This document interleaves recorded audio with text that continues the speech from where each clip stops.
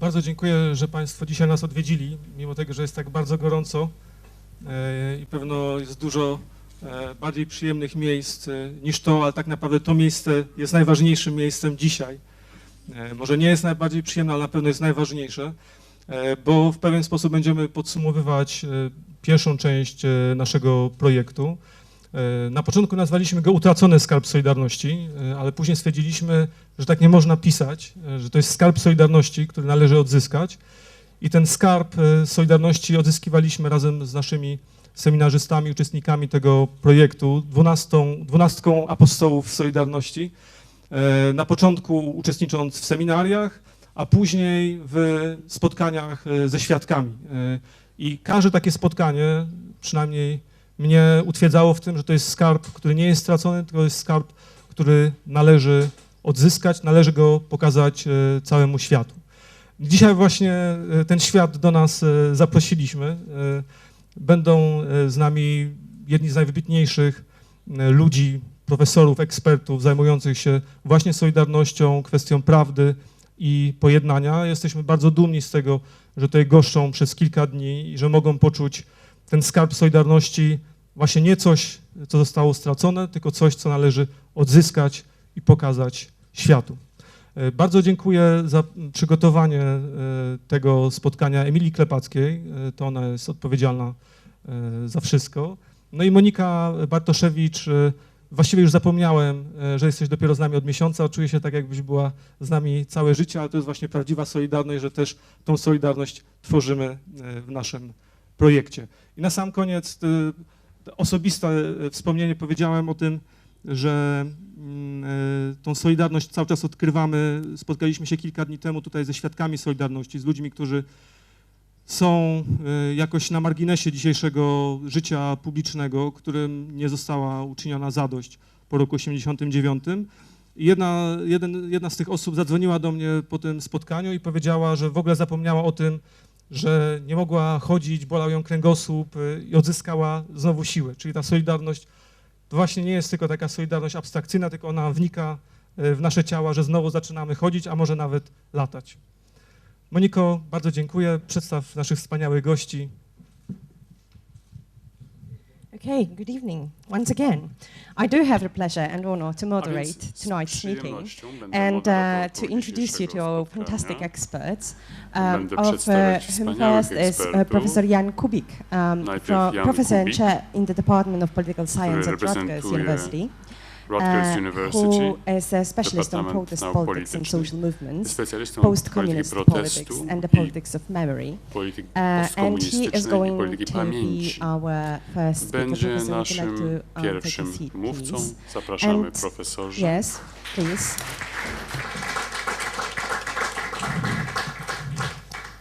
And our second guest is Professor Andrea Bartoli. Następnie Andrea Bartoli. He is the Dean of the School of Diplomacy and International Relations from Seton Hall University, New York. W Seton Hall University w Nowym Jorku. Jest światowym ekspertem w dziedzinie rozwiązywania konfliktów. Ma ogromne doświadczenie w kwestiach religii, polityki, rozstrzygania sporów w ONZ-cie. Pracował również w Departamencie Stanu. Witamy. And then last but not least, of course, Daniel Philpott, Professor of Political Science and Peace Studies and Director of the Center for Civil and Human Rights at the University of Notre Dame, a world-renowned authority in religion and global politics, reconciliation, international relations, transitional justice, and I could probably go on and on and on. Wielu dziedzin dotyczących polityki, prawa. Mogłabym długo wymieniać te dziedziny. The way we thought we would organize this meeting tonight is the first part of the seminar is going to consist of będzie się składało z 3 prezentacji. Każdy z naszych ekspertów przedstawi około około 20-minutowe wystąpienie. A discussion will follow Po czym nastąpi dyskusja. Mamy nadzieję, że będziecie Państwo w sposób zaangażowany w niej uczestniczyli i że będziemy mogli wspólnie odkryć nowe przejawy prawdy i pojednania Solidarności. Profesor Kubik zacznie, proszę bardzo.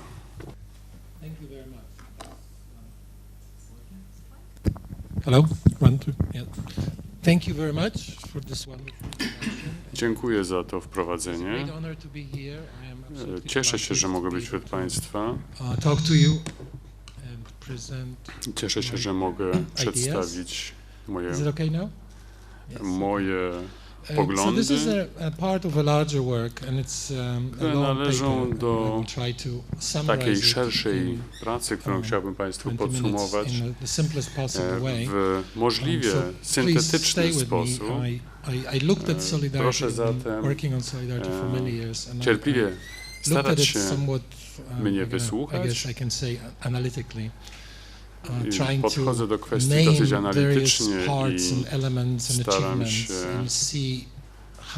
różne elementy powiązać i ocenić to, co jest takim bardzo złożonym zjawiskiem Solidarności.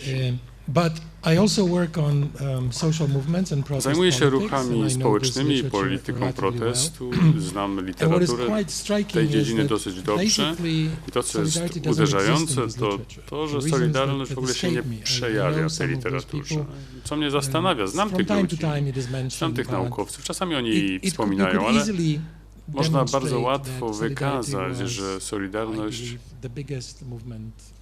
to przecież najbardziej masowy ruch w historii, bo mieliśmy, można rzec, 1/3 społeczeństwa w tym ruchu. A zatem zacząłem się zastanawiać, jak to jest, jeśli patrzymy na słynne ruchy społeczne, masowe ruchy, na przykład ruch Gandhiego, ruch samookreślenia Indii, Martina Luthera Kinga, Dalai Lamy. W każdym z tych ruchów zostały jakieś hasła, jakieś zasady, które jak gdyby są esencją tej filozofii.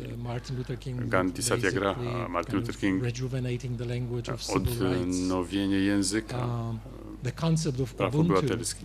Idea Ubuntu z kolei w Afrykańskim Kongresie Narodowym. To jest z kolei to, co pozostaje po działalności Mandeli, z kolei nowe systemy.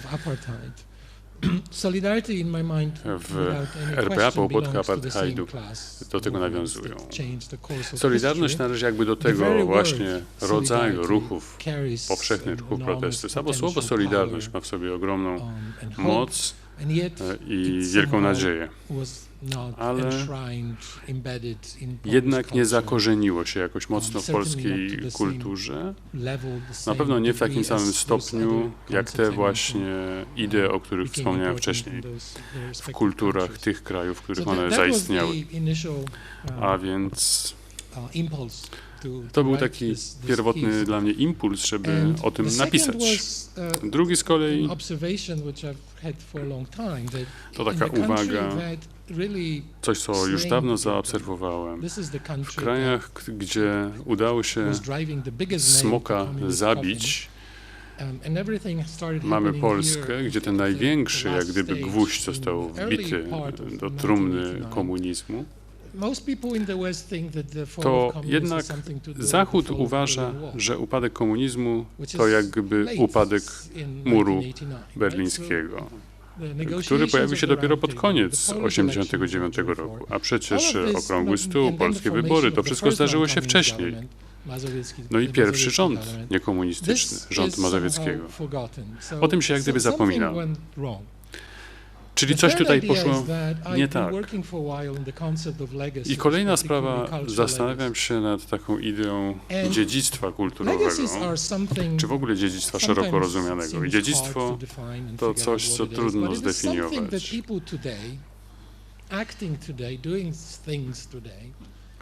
Ludzie, którzy są dzisiaj aktywni, nawiązują do tego dziedzictwa, tworzą pewne wspomnienia, wynikają one z tego, co było w przeszłości, ale zasadzają się na tym, co jest dzisiaj, więc dziedzictwo bardzo mocno przekuwa się na to, co dzieje się dzisiaj. Ale wychodzi z materiału historycznego. Dlatego pytanie, które sobie zadałem, jaki był ten materiał historyczny, który można by nazwać właśnie zbiorowo dziedzictwem Solidarności. Określiłem 22 elementy tego dziedzictwa. Nie będę wszystkich tutaj Państwu wymieniał. Ja dzielę też Solidarność na kilka etapów. Solidarność przed wprowadzeniem stanu wojennego, Solidarność podziemną, Solidarność po 1989 roku. To są jakby 3 podokresy. W każdym z 3 podokresów mamy jakieś nowe rzeczy, które zostały wniesione do całego procesu i dziedzictwa.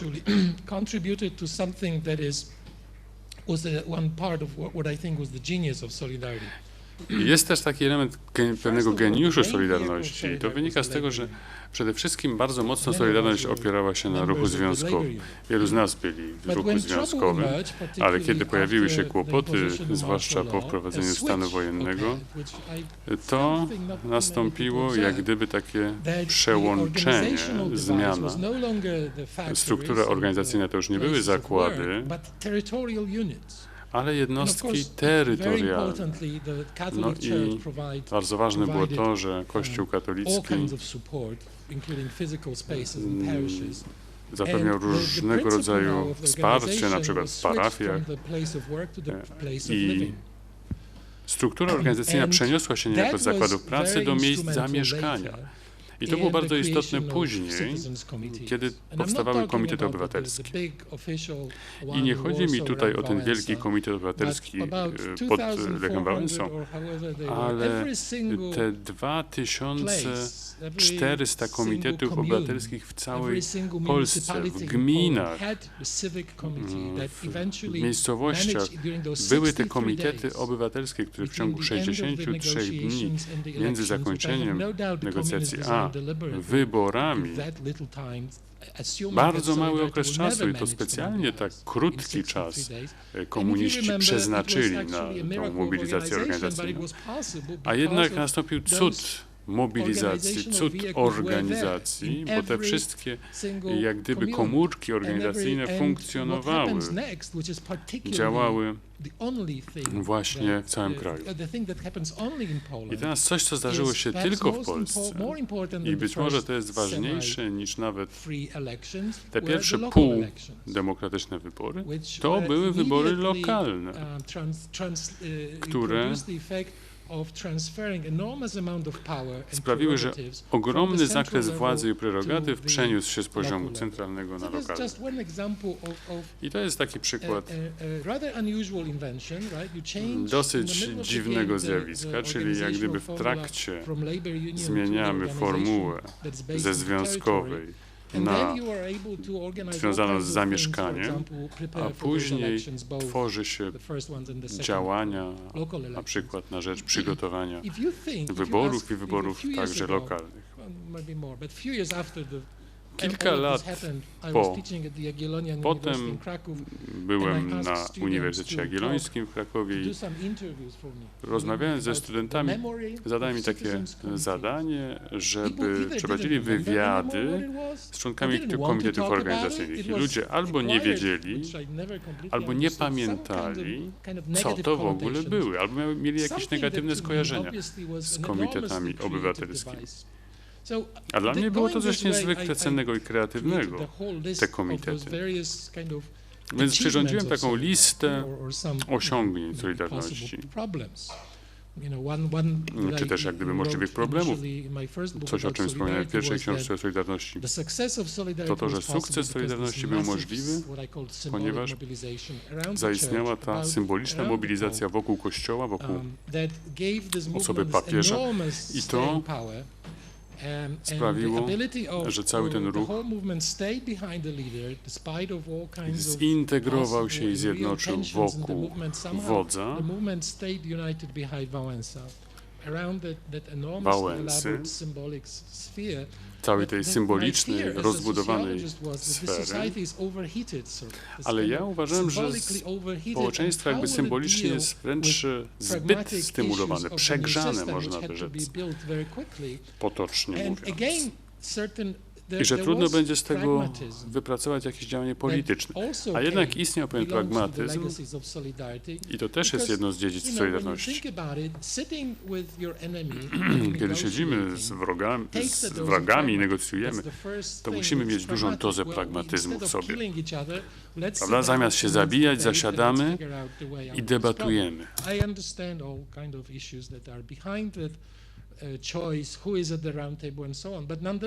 Oczywiście były te tarcia, kto ma tam zasiadać w okrągłym stole i tak dalej, ale jednak okrągły stół jest w literaturze uznawany jako wielkie osiągnięcie. Nie ma aż tylu wątpliwości na świecie, jak są w Polsce. Więc pragmatyzm był tym istotnym wątkiem. Kiedy patrzymy na te 20 kilka atrybutów ruchu Solidarności, to tylko kilka z nich trafiają do dziedzictwa, czyli wiążą się z naszą pamięcią Solidarności. Chcę odczytać Państwu kilka kwestii, które są takimi wątkami debaty o Solidarności. To, co pamiętamy. Po pierwsze, czy Solidarność była wyzwaniem dla komunizmu, czy też była w jakiś sposób także skalana kolaboracją. Oczywiście ocenia się tu bardzo rolę Wałęsy. Czy on był takim szlachetnym, czystym bohaterem, czy też kolaborantem choćby przez jakiś okres swojej działalności. Drugie pytanie. Czy powstała w Solidarności elita, czy też stara elita, a więc komunistyczna, w powiązaniu z nową elitą solidarnościową, dogadały się i stworzyły takie, prawda, święte przymierze. I trzecie pytanie, czy era polaryzacji symbolicznej w polityce zakończyła się w 1989, czy też ona nadal trwa, ta polaryzacja i ten podział, czy ten podział nieustannie nie jest pobudzany i podsycany. Dlatego 20 lat po upadku komunizmu kraj, który odniósł największy sukces wśród krajów postkomunistycznych i który w ogóle rozpoczął całą rewolucję, nie może się zgodzić co do tego, kto obalił komunizm, dlaczego komunizm uciął. Więc jeśli nawet Polacy nie potrafią tego określić, nie potrafią się umówić co do tego, że Solidarność obaliła komunizm, no to jest rzeczywiście zdumiewające i to jest zagadka. Jak powiedzieć światu? Jak opowiedzieć tę historię? Nie możemy tego zrobić w sposób jednorodny. To było tak, tak to się stało, jesteśmy z tego dumni, Solidarność tego dokonała, a jednak tak się nie dzieje, ponieważ nie ma tej jedności w kraju. Polska nie umie się w sposób właśnie jednorodny jak gdyby sprzedać tej wieści, tego komunikatu na świecie. Więc z powodu tych właśnie pytań, tych trzech pytań nie ma wspólnej odpowiedzi. Są odpowiedzi, które są cząstkowe albo są sprzeczne, albo pełne podziału. Kiedy pójdziemy dalej, kolejne trzy pytania się rodzą z kolejnego etapu, a więc czy okrągły stół to była najlepsza metoda obalenia komunizmu, czy też komunizm i tak by upadł, gdyby nawet nie było okrągłego stołu. I to jest takie założenie, że może tak byłoby lepiej. Ludzie mi mówią niektórzy, że powinna się polać krew, bo kiedy leje się krew, to oczyszcza naród i nowy, oczyszczony naród wyrósłby z tej tragedii komunistycznej. A jednak był okrągły stół, negocjacje i pokojowa droga. Niektórzy uważają, że to nie było dobre. Drugie pytanie z tego okresu, czy pragmatyzm grupy wokół Wałęsy było strategią przemyślaną, czy też zdradą? Oto jaka debata, która się toczy dla świata. Ta debata jest niezrozumiała w większości, a jednak ona w Polsce ma miejsce. I jeśli Tak, to trzeba to uszanować. No i kolejne pytanie, wybór przedstawicieli Solidarności do Okrągłego Stołu, czy on był optymalny, czy też było to specjalnie tak przeprowadzone, aby władze komunistyczne zachowały maksimum wpływów. A więc czy dobór tej grupy chronił interesy władzy, czy też rzeczywiście dawał możliwość przejęcia władzy przez Solidarność. Jedna rzecz niewątpliwa i musimy się nad tym dogłębnie zastanowić, to to, że żaden kraj, który wyszedł z komunizmu, nie wytworzył takiej kontrelity. Narzeka, że jest korupcja, że aparatczycy pozostali u władzy, że uwłaszczyła się nomenklatura i tak dalej. Ale popatrzcie na inne kraje, tam jest zazwyczaj jeszcze gorzej, z jednego prostego powodu. Tutaj, dzięki Solidarności, Polska wypracowała jakąś konkurencję na arenie politycznej. I dlatego jest tragiczne i ironiczne, że w ostatecznym rozrachunku komunizm upadł z powodu własnej niekompetencji i korupcji. Rząd postkomunistyczny Millera też upadł i to dla mnie zdumiewające, że on ciągle bryluje na arenie politycznej, ale obecna walka toczy się wśród polityków byłej Solidarności. To jest coś na pewno ciekawego, ale jednocześnie nie jest to dobre dla polityki w tym kraju. To jest zatem istota tego, co tutaj jest napisane. Oczywiście omawiam to znacznie bardziej szczegółowo, ale to są podstawowe kwestie, podstawowe pytania, główne wnioski. Z powodów nie do końca dla mnie zrozumiałych, polityka i kultura kraju jest podzielona. Pisałem tę pracę stwierdzając, że Polska radzi sobie bardzo dobrze, ale zdaniem wielu ludzi mogłaby sobie radzić jeszcze lepiej, gdyby tak dużo energii nie wydatkowała na takie spory wewnętrzne. Dziękuję.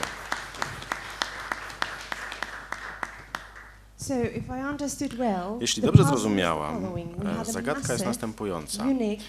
Mieliśmy ogromny, potężny, unikatowy ruch polityczny i społeczny i nie udało nam się wykorzystać tego potencjału.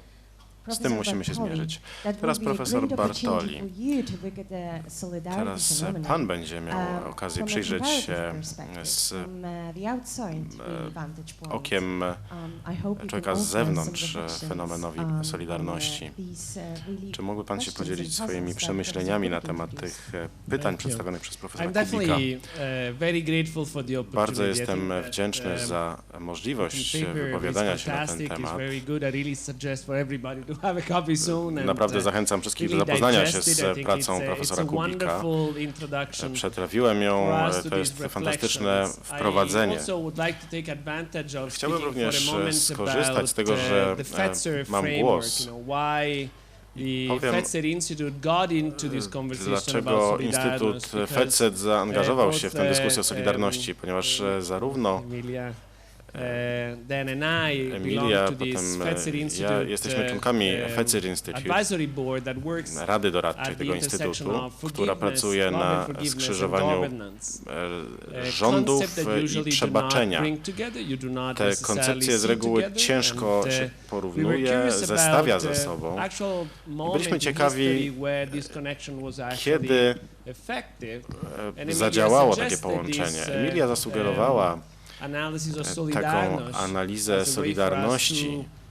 Zasugerowała, że w ten sposób możemy napotkać na takie konstrukty historyczne.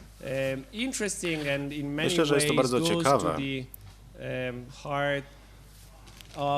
Mówimy tutaj o istocie tej zagadki, jakie jest znaczenie Solidarności. To, co się dzieje w historii, nigdy nie należy do tych, którzy to robią. Jest mnóstwo interpretacji.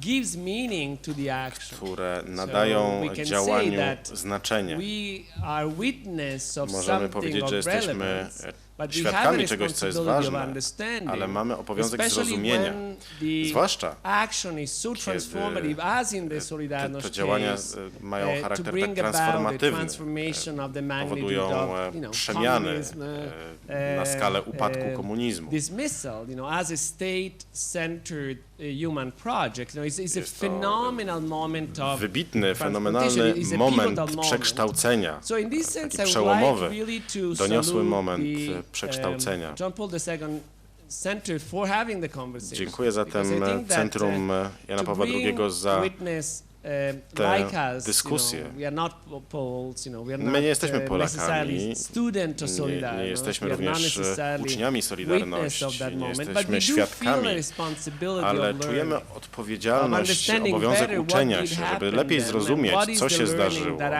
jakie są wnioski dla nas wszystkich.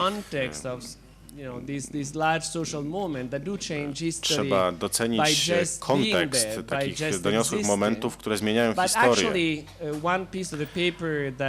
Część pracy, o której Pan nie wspomniał i chciałbym z tego skorzystać, żeby do tego nawiązać.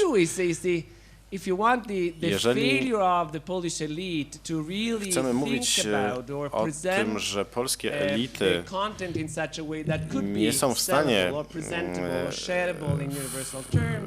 przedstawić swoich osiągnięć w sposób, który można spopularyzować, sprzedać tak naprawdę na świecie, mamy tutaj pewien skarb.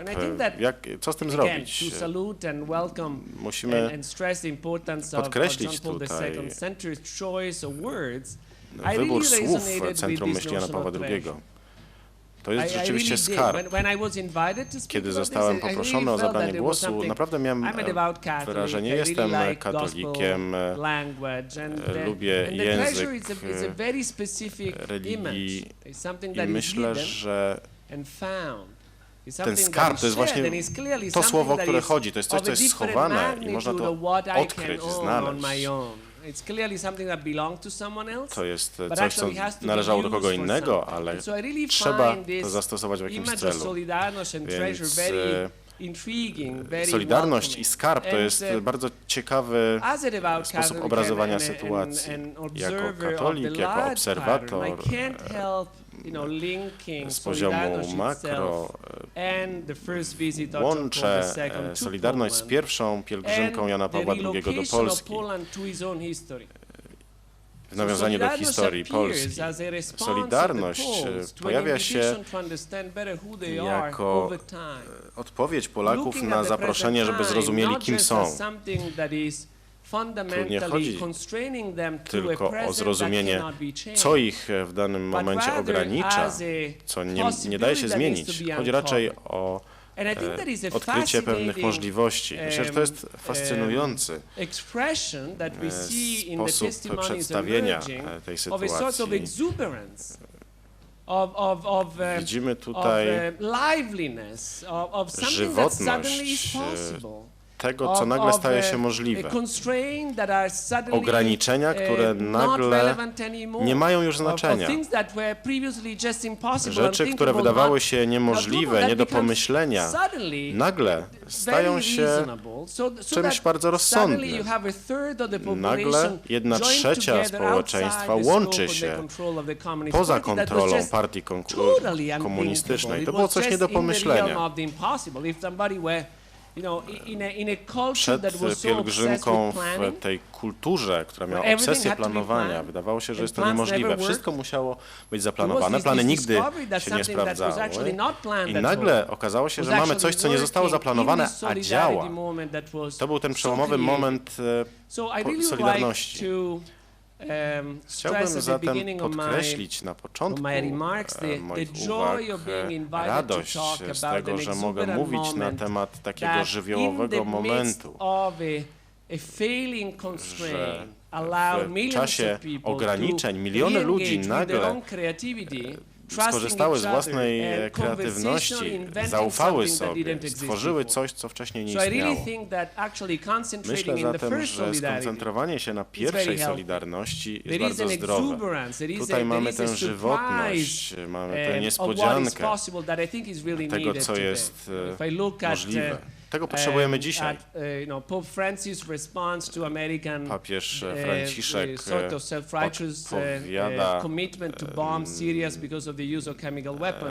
na zaangażowanie Stanów Zjednoczonych, żeby zbombardować Syrię w związku z posiadaniem broni chemicznej. Papież apelował o chwilę zastanowienia. I nagle to taki przykład działania, które nagle staje się możliwe z zaproszenia jakiejś osoby.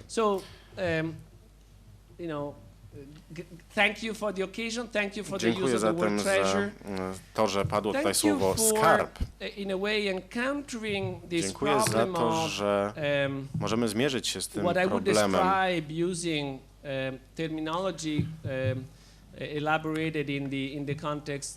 Terminologia opracowana w RPA po apartheidzie chodzi o uwolnienie, o wyzwolenie. Możemy wyzwolić się sami, to wypływa z nas, ale w Solidarności widzimy taką przestrzeń dynamiczną, która pozwala nam zrozumieć wyzwolenie jeszcze szerzej. Chodzi o zaproszenie do czegoś, co wydawało się niemożliwe. To był początek Solidarności. Było to zaproszenie do myślenia jako ludzi, od których coś zależy, dla których nie ma ograniczeń politycznych. Nie myśli się wtedy o ograniczeniach. Pojawia się przestrzeń do tworzenia czegoś nowego. Zostałem poproszony o przedstawienie procesu komparatywnego, porównawczego. I muszę powiedzieć, że problem wyjątkowości to jest dylemat wyjątkowości. Każdy akt historyczny jest sam w sobie niepowtarzalny, wyjątkowy. Nawet ta konferencja dzisiaj jest niepowtarzalna. Rozmawiamy tutaj o Solidarności, ale ten kontekst nie da się powtórzyć. Możemy zatem powiedzieć, że nic nie da się powtórzyć. Wszystko jest wyjątkowe, ale wtedy nie moglibyśmy porównać czegokolwiek. Zamiast tego myślę, że widzimy, jak indywidualności odgrywają rolę w zbiorowym uczeniu się nas wszystkich jako ludzi. Pomyślmy zatem chwilę nad faktem, że w ostatnim wieku zginęły miliony ludzi, ale bardzo nieliczni spośród ofiar byli w stanie mówić, przemówić, zabrać głos. Nie można było opowiedzieć o ofiarze. Jako rodzina ludzka zrozumieliśmy znaczenie poprzez Komisję Prawdy i Pojednania w RPA, znaczenie słuchania ofiar. Ale po Solidarności spojrzeliśmy na to, co dzieje się na Filipinach. I widzimy, że Jan Paweł II nie wiedział, co było możliwe, nie wiedziałby bez Solidarności, co było możliwe w procesie przeciwko Marcosowi. Podobnie arabska wiosna, zdarzenia, które widzimy w Serbii, to wszystko nie byłoby możliwe bez Solidarności. Solidarność była punktem odniesienia dla tych wszystkich wydarzeń. Solidarność była obecna w świadomości zbiorowej. Więc jeśli chodzi o moment społeczny, rzeczywiście o Solidarności się nie pamięta, ale pod wieloma względami jest to ważny moment w zbiorowym uczeniu się ludzkości. To jest bardzo ważny moment, cenny moment. Fascynujące moim zdaniem jest to, że odpowiedzialność spoczywa nie tylko na tych, którzy wprowadzali zmiany, ale również na nas. Musimy zrozumieć, jakie były te zmiany, na czym one polegały, jak można o nich opowiedzieć, jak nowe pokolenia mogą zrozumieć te zmiany w kontekście wyzwań, przed którymi oni obecnie stoją. Więc w pewnym sensie jest to zaproszenie do rozumienia historii jako czegoś,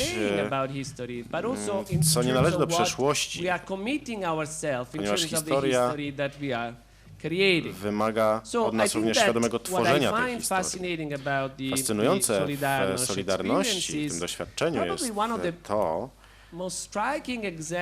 że jest to przykład dynamiki procesu czy projektu całej ludzkości. Mamy tutaj coś zupełnie wyjątkowego, a jednocześnie jest to otwarte na uniwersalną dynamikę odpowiedzialności ludzkiej, która wychodzi poza ograniczenia mojej przestrzeni osobistej. Kiedy słyszymy, że nie możecie tego robić, bo tak nie można, albo dlatego, że nie byliście w Solidarności. Więc w pewnym sensie te refleksje dotyczą uczenia się. Projekt, który obejmuje nie tylko specjalistów, intelektualistów, może zaangażować miliony Polaków, którzy byli zaangażowani w tworzenie tego momentu. To jest bardzo właśnie ciekawe w kontekście tego projektu. Musimy się zastanowić, w jaki sposób pamięć jest przenoszona w społecznościach, w rodzinach,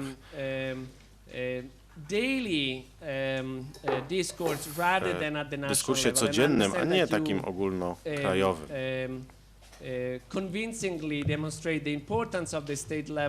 Mówi pan, jakie znaczenie ma dyskurs ogólnopolski, ale chciałbym również nawiązać do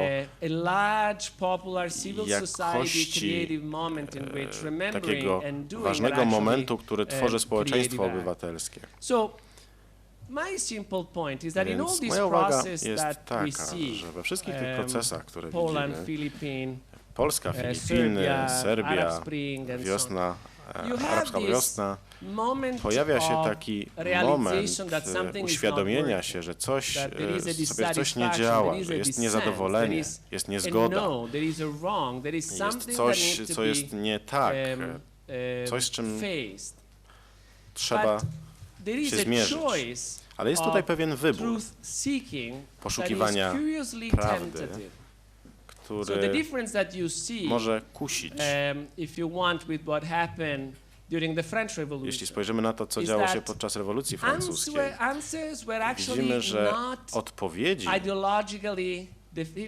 nie były definitywne ideologicznie. Nie było jasności, gdzie moglibyśmy stwierdzić, że tak, trzeba zabić wszystkich komunistów na przykład. Więc rzeczywiście pod pewnymi względami kuszący mógł być rozlew krwi, ale w tym wielkim momencie Solidarności otwierały się nowe możliwości. Pojawiają się pytania, dlaczego coś nie działa, co możemy zrobić, żeby poprawić sytuację. Jeśli spojrzymy na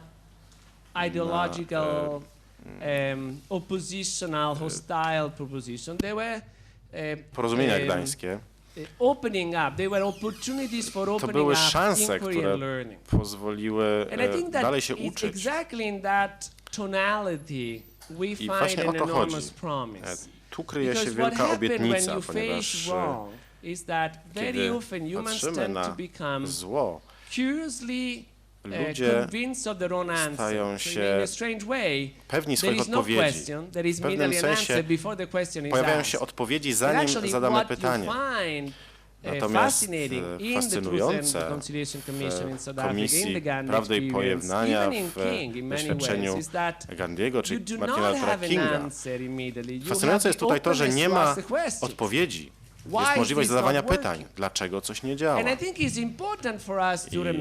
musimy pamiętać, że Gandhi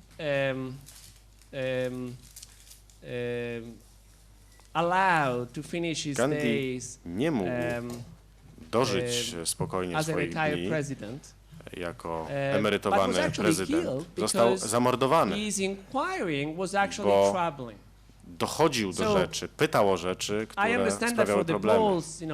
Rozumiem, że z punktu widzenia Polaków trwa walka o pamięć. Może to być źródłem frustracji, ale dla nas, obserwatorów z zewnątrz, to jest bardzo zdrowe.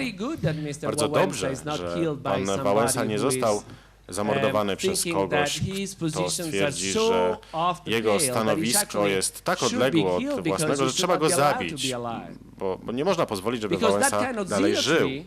Tego rodzaju nadgorliwość jest powszechna na świecie, ale nie widać tego w kontekście Polski. I to jest ciekawa uwaga.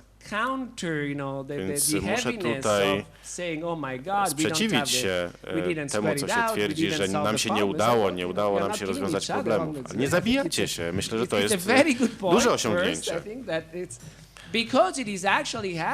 Ponieważ to wszystko dzieje się w wielu innych sytuacjach na świecie.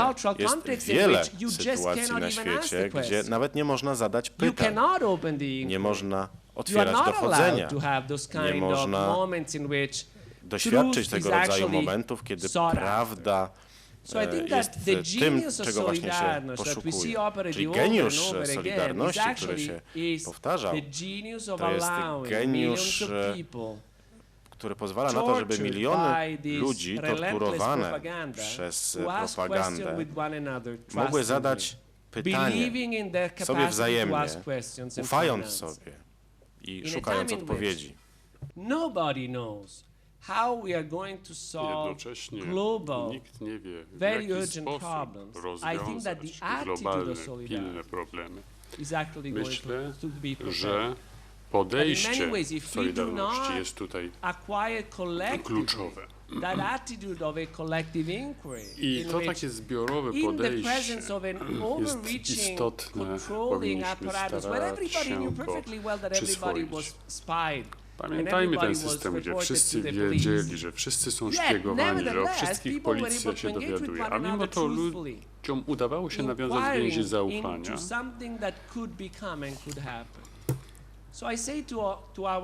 I doprowadzić do tego, co się stało. Dlatego chcę przypomnieć, nie odrzucajmy tych skarbów Solidarności lub nie zakopujmy ich w ziemi, ponieważ skarb to właśnie ta zdolność ludzi do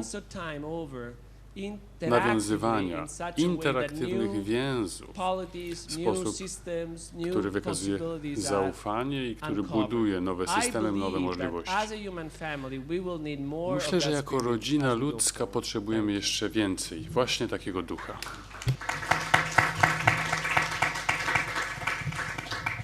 Thank you, Andrea. So we've heard that truth can be Dziękujemy. liberating, Słyszeliśmy, że nevertheless doesn't make the prawda wyzwala, co jednak nie And Daniel, I ułatwia hope that you can share your reflections with pojednania. us Daniel, myślę, że concerning teraz the Ty podzielisz ethics się of z nami reconciliation and the etyką many pojednania i tricky tym, paths co jest that takie this trudne process entails.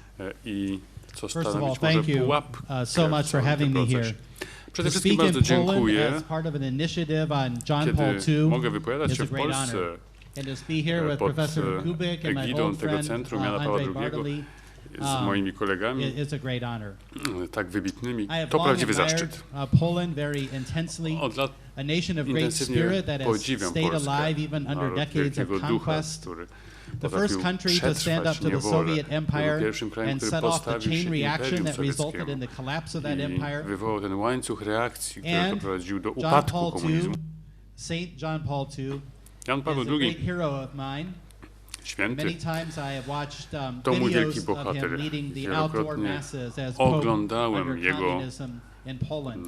prowadzone przez niego msze. Like so many other countries Z who have wielkim emerged zachwytem. from dictatorship over the past generation all Tak over jak the wiele world, krajów, które Poland has popadały been do dyktaturek, confronted with the Polska problem of its stała w past. obliczu problemu How uporania shall się z we deal przeszłością. with A więc jak the injustices radzić of the sobie z communist niesprawiedliwością period? czasów And in a komunistycznych broader sense, how do we address the wounds i of the past? jak te rany I'm not an przeszłości expert on zaleczyć. Poland, Nie jestem and won't ekspertem pretend to ani be, co do Polski, but I have done some thinking ani on nie chcę tego how nawet political udawać, orders ale confront, chcę powiedzieć past parę of ogólnych injustice. rzeczy na temat tego, and I have done some thinking on jak to what się John Paul II has to say działo about this. innych rejonach świata. I chcę też przywołać to, o czym mówił Jan Paweł II. Come with me from Poland to the country of Uganda in Africa. Pojedźcie ze mną do Ugandy, do Afryki, innego kraju, który również musiał radzić sobie ze swoją bolesną przeszłością. I zobaczycie, tam, gdzie wybucha wojna domowa, trwa 25 lat, toczy się na północy kraju między członkami Armii Bożego Oporu, Lord's Resistance Army, i siłami rządowymi. LRA, więc Armia Oporu Boskiego, to dziwna organizacja generowana przez Josepha Koniego, który obiecuje taką wizję kraju rządzonego przez 10 przykazań, ale zapomina o jednym z nich: nie zabijaj. On masowo zmuszał dzieci, chłopców, dziewczynki do służenia mu albo jako ofiary seksualne, albo jako dzieci żołnierzy, którzy potrafili palić i zabijać mieszkańców całych wiosek.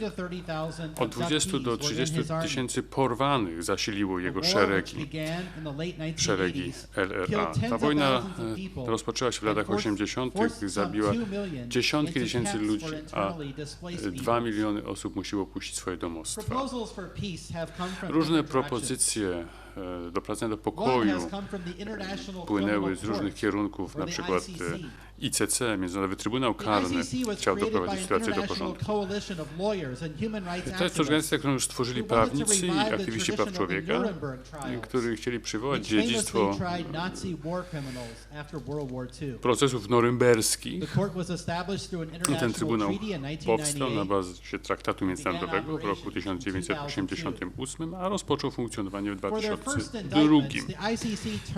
Pierwsze oskarżenie właśnie zostało skierowane pod adresem LRA i 5 przywódców tej organizacji.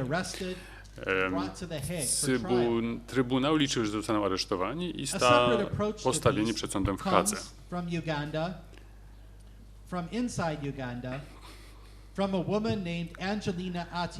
Angelina Atian to Ugandyjka w miasteczku Lira w Ugandzie, której córka Charlotte została porwana przez LRA w roku 1996 wraz z ponad 100 dziewczynkami z katolickiego internatu.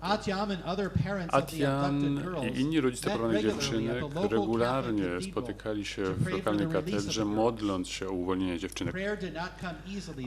Ale te modły nie były łatwe, ponieważ przepełniał ich gniew. Jak trudno pamiętać o słowach wybaczmy innym za grzechy. Angelina jednak ostatecznie znalazła matkę żołnierza i poprzez nią wybaczyła temu żołnierzowi. Później żołnierz zginął i ona ofiarowała swoje kondolencje tej właśnie matce, tego żołnierza, a przecież on był właśnie żołnierzem tych sił, które porwały jej córkę. Zdobyła się na tak wielkie wybaczenie. Wielu rodziców stworzyli organizację walczącą o uwolnienie dziewczynek i zwrócenie uwagi opinii światowej na porwania. Joseph Kony zaniepokoił się tą negatywną publicity światową, więc chciał się umówić z rodzicami, aby uwolnić dzieci i wtedy sprawa ucichnie. Ale Angelina się uparła, aby wszystkie dzieci zostały uwolnione, nie tylko jej córka Charlotte. W końcu dziewczynki zostały uwolnione po 7 latach niewolnictwa. Podejście Angeliny przypominało właśnie podejście bardzo religijnego przywódcy zmierzającego do pokoju i pojednania. Powstała też taka inicjatywa liderów religijnych, którzy w latach 90. domagali się końca wojny. Ich przywódcą był John Baptist O'Dana, który połączył wysiłki z biskupami anglikańskimi, jak również duchownymi muzułmańskimi. Ta organizacja RLPA była potężną siłą napędową ustawy amnestyjnej, którą uchwalił rząd ugandyjski i który stanowił taką podstawę dla procesu pojednania, co umożliwiło żołnierzom LRA powrotu do kraju i powrotu do normalnego życia. Był to bardzo ważny instrument pokoju. Doprowadziło to także do negocjacji pokojowych. Dzięki właśnie wysiłkom pojednania i dążenia do pokoju, czyli tego, co czyniła Angelina. Sięgnięto także do pewnych tradycyjnych rytuałów religijnych, takich jak wyznanie prawdy prowadzące do pojednania, pokoju i odbudowy społeczności. To bardzo głęboko sięgało do praw wiary tych ludzi. Więc mamy z jednej strony ICC, Trybunał Karny, a z drugiej strony Angelina i przywódców religijnych. Dwa bardzo różne podejścia do kwestii, jak walczyć z niesprawiedliwością i w jaki sposób przejść do nowej epoki. Te pytania są istotne także dla Polski. Co to jest sprawiedliwość? Jak poradzić sobie z niesprawiedliwością w przeszłości? Czy mają to zrobić instytucje zwalczające i ścigające tych, którzy są winni zbrodniom z przeszłości? A więc trybunały karne to czynią. I to jest jeden z rodzajów tej działalności. Komisje prawdy i pojednania, różnego rodzaju budynki, elementy działań takie jak lustracja, instytucje takie jak IPN. I pojawia się pytanie, co to jest sprawiedliwość i jak osiągnąć sprawiedliwość w obliczu niesprawiedliwości w przeszłości. Odpowiedzią może być także to, co widzimy w organizacjach światowych, ONZ, ICC, Komisja Praw Człowieka i tak dalej. Ale jest też podejście liberalne, które opiera się na prawach człowieka, na rządach prawa, na prawach osobowych i tutaj bardzo mocny nacisk kładzie się na proces sądowy. To jest jakby to, co widzimy w Hadze. Dwie wieże budynku, w którym ma siedzibę Międzynarodowy Trybunał Karny. Ale pojawiło się też wyzwanie w postaci tego, co działo się w RPA, czy Timorze, w Gwatemali, Sierra Leone, w Ugandzie. Inne podejście pod nazwą pojednania, więc to właśnie o czym mówiłem w przypadku liderów religijnych w Ugandzie. I tutaj kluczową ideą jest odbudowa relacji społecznych, podejście holistyczne. Prawa człowieka są elementem tego procesu, ale to wykracza dalej, poza prawa człowieka, ponieważ dotyczy także tych cierpień i tych ran, których doznali ludzie. Zwrócenie uwagi na te rany i ich leczenie zwraca się także ku przyszłości, stabilności. Nie skupiamy się na nienawiści, na zemście. A więc to podejście do sprawiedliwości, moim zdaniem, wynika z tradycji religijnej. W mojej pracy analizuję judaizm, chrześcijaństwo, islam. W świętych księgach wszystkich tych religii odzyskanie równowagi, pojednanie społeczne, to jest to, czego życzy sobie Bóg, a także to jest tworzenie pewnych horyzontalnych relacji między społecznościami. W Polsce Jan Paweł II miał podobne podejście do pojednania. Jego druga encyklika mówi o łasce.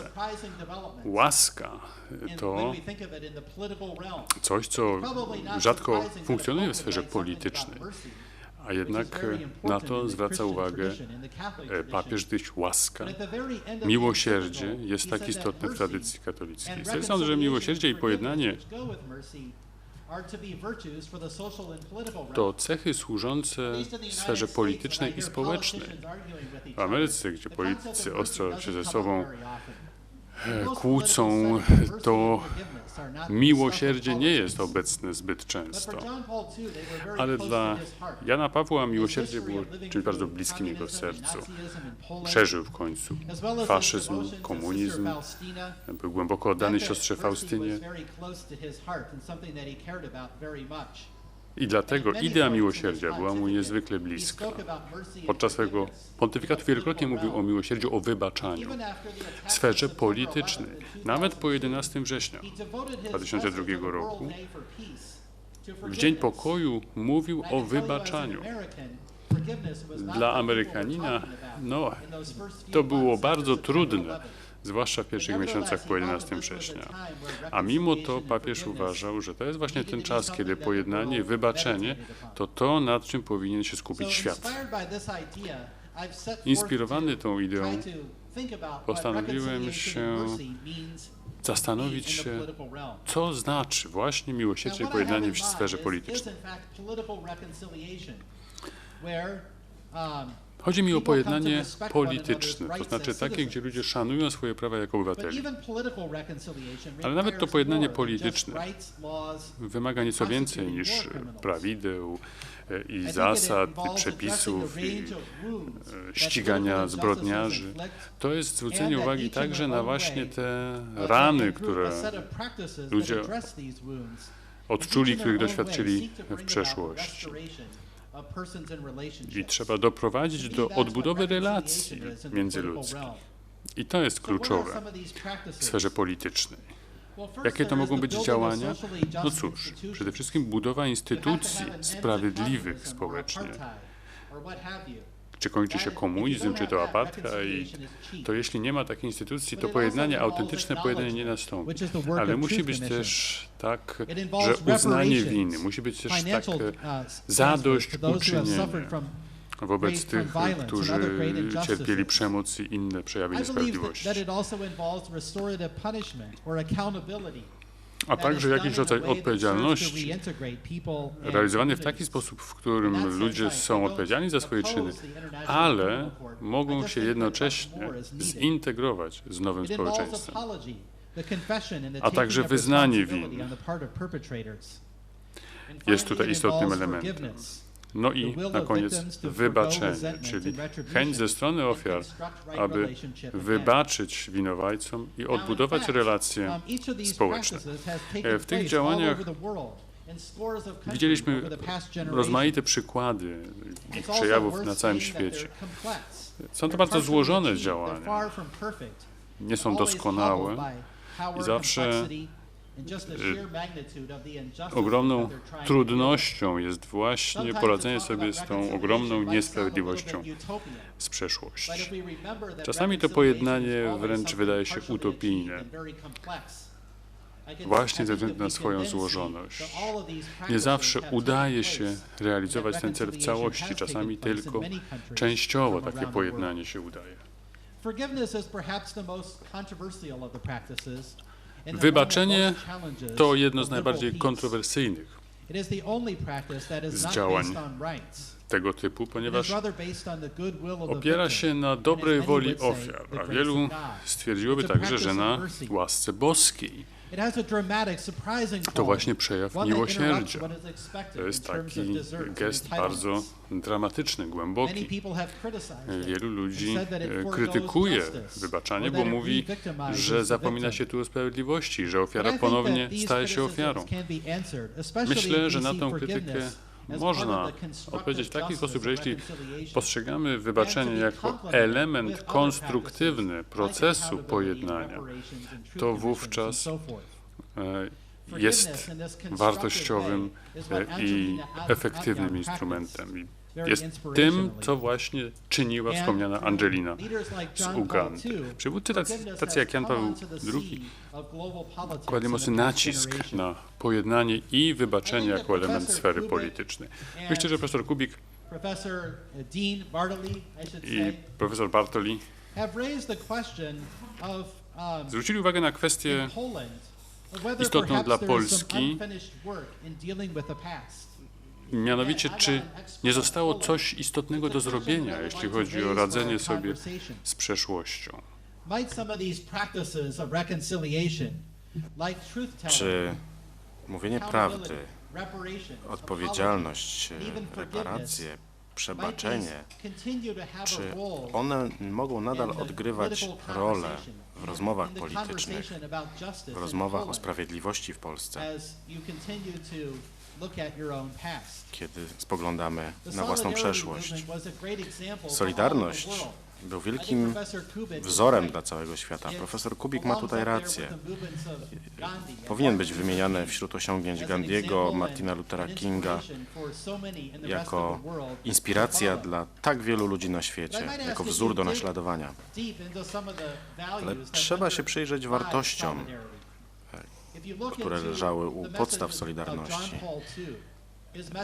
Jan Paweł II mówił o przebaczeniu, o miłosierdziu. Może to da się zastosować w Polsce w epoce po Solidarności, po komunizmie. Jaką nośność mogą mieć te idee dla tego, co mówi się w Polsce w kontekście ran przeszłości? Możemy zadać pytanie, odnosząc te kwestie do nawet mojego własnego społeczeństwa. Dziękuję.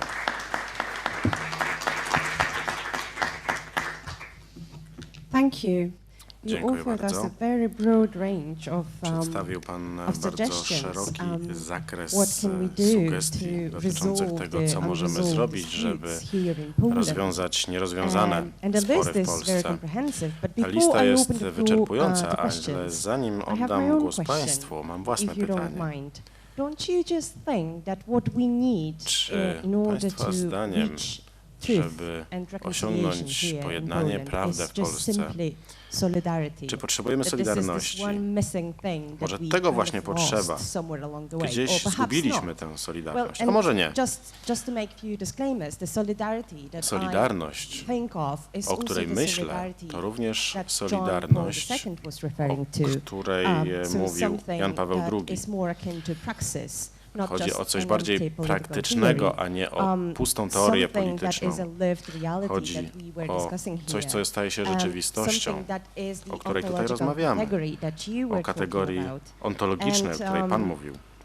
When we understand solidarity Kiedy this way, w ten sposób it really będziemy rozumieć dictates solidarność, the way będzie life is to lived, and dyktowało it sposób, w jaki makes będziemy żyć nasze ethical actions życie. a derivative. W And the tym reason why momencie I'm talking, działanie etyczne staje this się way is, nakazem. Mówię o tym just dlatego, because John Paul II was, że Jan referring Paweł to similar II things, and mówił if you dokładnie o don't mind, podobnych I will rzeczach. quote. Jeśli panowie pozwolą, zacytuję. This is what he said in Gdańsk Zaspa, W and this was Gdańsku June na 12th. Zaspie 12 czerwca 1987 He roku said, powiedział, co "It is all następuje. too easy for the other or Zbyt others to become łatwo the jest enemies. Those uczynić whom się it is wrogiem necessary innych. to fight, annihilate, instead of Wrogów those with trzeba whom it is necessary to wyniszczyć. seek common ground. A Those dużo with whom trudniej it jest is szukać necessary to porozumienia, consider dużo how the trudniej burdens jest should be rozważyć, shouldered. jak And we are talking about wziąć the na burdens, barki the burdens of the obciążenia, unresolved past and the present nierozwiązanych burdens zagadnień as z well. przeszłości i What about the teraźniejszości. treasure of solidarity? Perhaps it's Czy ten skarb also the solidarności może kryje w sobie również odpowiedź? answer. Czy ktoś z panów chciałby się do tego odnieść? I'll start. Może ja zacznę.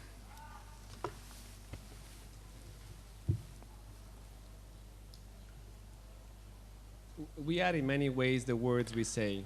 Pod wieloma względami jesteśmy And tym, solidarity co was a mówimy. moment in which the Solidarność words to said był moment, kiedy follow wypowiedziane the słowo praxis. There was a burst of przełożyło się doing na things praktykę. Wiele rzeczy nagle zrobiono, a dopiero potem je tłumaczono. Było to doświadczenie wolności, które nadal staramy się zrozumieć. Robotnicy, których zwolniono w Gdańsku, nie byli pierwszymi, których zwolniono. Skąd więc nagle ten moment zapłonął? Co się zdarzyło?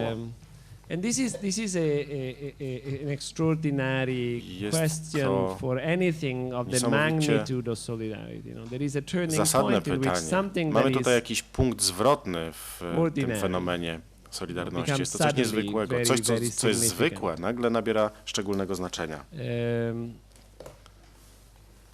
I think that there is certainly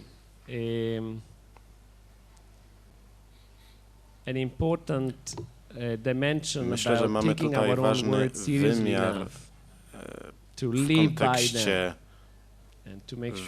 życia tak jak nauczamy. What I find fascinating about dla mnie fascynujące w solidarity Solidarności jest to, że była ona niezwykle otwarta. In many ways is counterintuitive because było to coś nieintuicyjnego. Pojawiło się zaufanie, że można zrobić coś w systemie, który jest kontrolowany, planowany, zamknięty. Wiele rzeczy było inwigilowanych. Ale myślę, że obecnie znacznie mniej boimy się odwetu, a jednak solidarność miała znacznie większe znaczenie.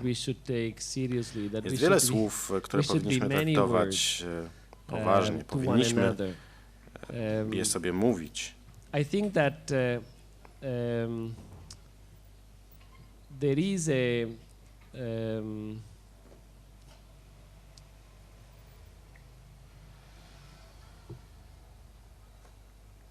historical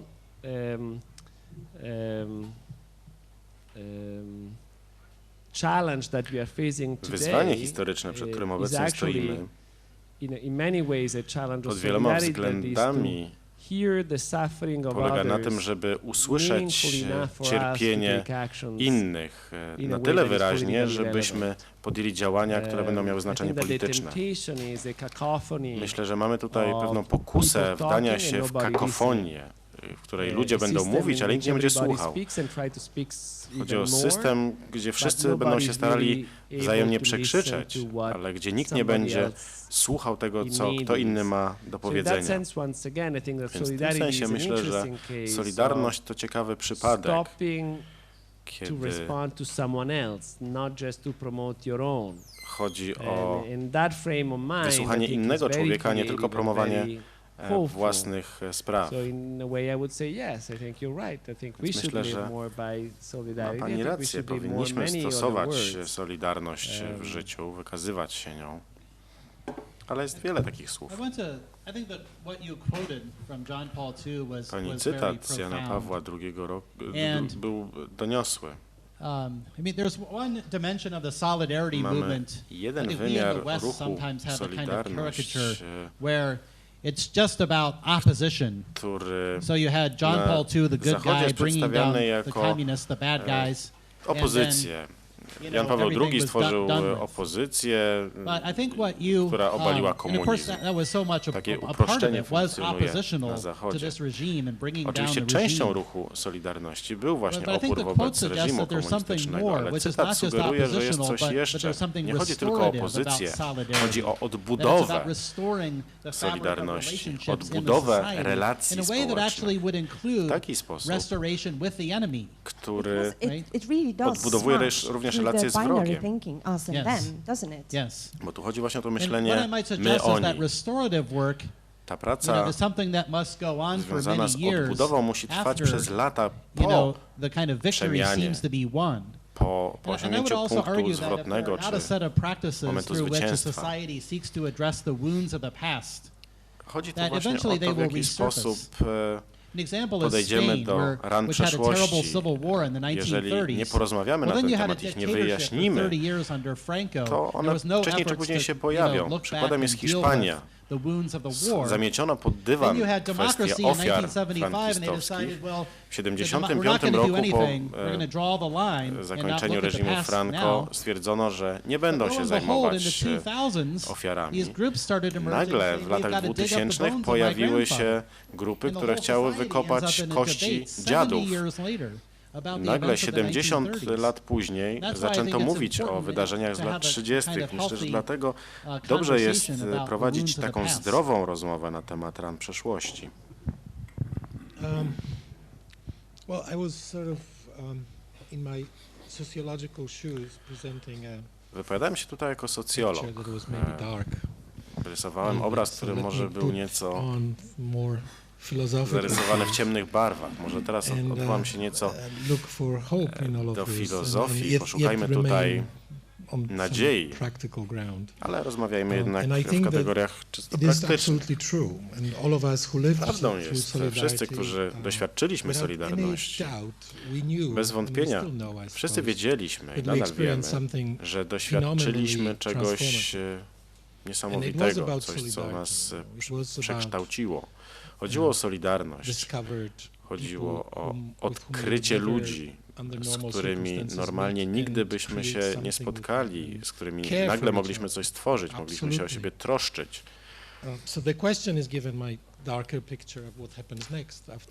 Natomiast po 1989 roku nastąpiła polaryzacja, rozłam w kulturze kraju. Co można zrobić? Jakie są konkretne kroki, które można podjąć? Słowo przebaczenie to jest jeden z kluczy. Był to niezwykle złożony ruch. Było tam wiele napięć, prądów, ale udało się utrzymać jedność. To był wielki sukces. Z powodu tej złożoności jednak, z powodu tej metody prób i błędów, nigdy wcześniej nie robiono nic takiego, popełniono mnóstwo błędów i tutaj nie ma wątpliwości. Błędy były. Jesteśmy ludźmi, popełniamy błędy. Zwłaszcza w takiej sytuacji, kiedy musimy improwizować. Może musimy się po prostu cofnąć o krok i wybaczyć sobie te błędy, stwierdzić, że to jest przeszłość. Próbowaliśmy. W wielu przypadkach ludzie starali się naprawdę mocno. Nawet po stronie komunistycznej, ciężko mi to powiedzieć, ale byli tam ludzie. Byłem zaangażowany w projekt, w którym prowadziliśmy rozmowy z wieloma uczestnikami rozmów Okrągłego Stołu i było widać, że był pewien moment, może to był cynizm, a może nie, kiedy było wiadomo, że nie da się utrzymać obecnego kierunku, że musi dojść do zmiany. Oczywiście po stronie komunistycznej były starania, żeby bezpiecznie wylądować po drugiej stronie, ale kiedy słyszy się głosy, które mówią o solidarności, to właśnie coś takiego przychodzi do głowy. Druga myśl, kiedy myślę o praktycznych aspektach, myślę, że musimy sobie zdać sprawę, że nie chcieliśmy komunizmu, nie chcieliśmy gospodarki nakazowo-rozdzielczej, więc chcieliśmy w jakiejś formie kapitalizmu. Może nie chcieliśmy takiego kapitalizmu, jaki mamy, ale to była metoda prób i błędów. Może Balcerowicz źle do sprawy podszedł, ale z drugiej strony Balcerowicz stworzył najlepszą gospodarkę ze wszystkich krajów postkomunistycznych. Na pewno cierpieliśmy. Na pewno byli ludzie, którzy przegrali. Na pewno byli ludzie, którzy nie odnaleźli się w nowej rzeczywistości. Ale oprócz kapitalizmu po Solidarności otrzymaliśmy demokrację. Lepszą, gorszą, nie najgorszą tak naprawdę, jeśli spojrzymy na standardy świata postkomunistycznego. Więc może musimy się systematycznie, bez uprzedzeń, skupić się na naprawianiu problemów kapitalizmu, który teraz mamy przy użyciu narzędzi demokratycznych, które również mamy. To jest może spuścizna Solidarności. To wszystko, co się zdarzyło, transformacja, nowy ustrój, myślę, że możemy tutaj znaleźć rzeczy pozytywne. Chodzi tutaj o przebaczenie błędów i naprawę ustroju czy systemu, z którego możemy być dumni. Jeśli mogę coś dodać, coś, co uderzyło mnie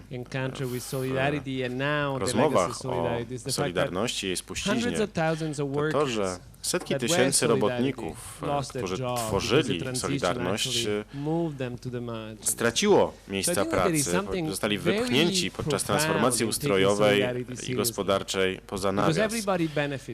Wszyscy jednak skorzystali na Solidarności. Ci, którzy byli uczestnikami, obecnie wdzięczną pamięcią darzą ten moment wolności, mimo tego, że zapłacili wielką cenę za ten moment wolności. Jest to taki chichot historii. Na poziomie społecznym to może być bardzo zdrowe. To jest bardzo doniosły moment. Solidarność na poziomie społecznym. Nawet mówienie o tym wymaga powiedzenia dziękuję za to, co otrzymaliśmy. Jest tutaj pewna zbiorowa odpowiedzialność związana z powiedzeniem tego. Nie wiem, jak to zrobić, ale jest to coś pięknego. Well, Dziękuję I'm bardzo. happy to say that we do our share by discovering the treasure of solidarity and bringing it to you, so that's our small part. And I know that there are many skarb questions, Solidarności, so to I'll jest nasz open mały the floor to wkład questions w now. to I'll be very odkopywanie. happy if you can Z just pass przyjemnością the microphone oddam around. Państwu teraz You can ask the głos. questions Proszę in o Polish or przekazywanie in English, whatever is mikrofonu. more Można comfortable zadawać for you. So pytania w what's języku the polskim first albo question over there? angielskim. I'll Pierwsze pytanie move. mamy stamtąd. Przejdę już. Pozwolę sobie uprzejmie zauważyć, że Państwo byli łaskawi pominąć jedno osiągnięcie Solidarności, a to osiągnięcie Solidarności jest jej największym osiągnięciem. Solidarność zapobiegła wybuchowi III wojny światowej. Trzecia wojna światowa, gdyby wybuchła, byłaby wojną termojądrową. W niej życie straciłoby kilkadziesiąt milionów osób. Bez Solidarności ta wojna by wybuchła. Dzięki temu, że Solidarność była, ona uratowała życie kilkadziesięciu milionom osób. Ja teraz, żeby się nie rozgadywać, mówię bardzo surowo i skrótowo, natomiast to opisałem w szerszym tekście i pozwolę sobie uprzejmie zaproponować, żeby Państwo ten tekst opublikowali. Jeżeli Państwo są zainteresowani, to ja Państwu ten tekst prześlę pocztą elektroniczną. Pani zadała pytanie, co zrobić, aby osiągnąć pojednanie.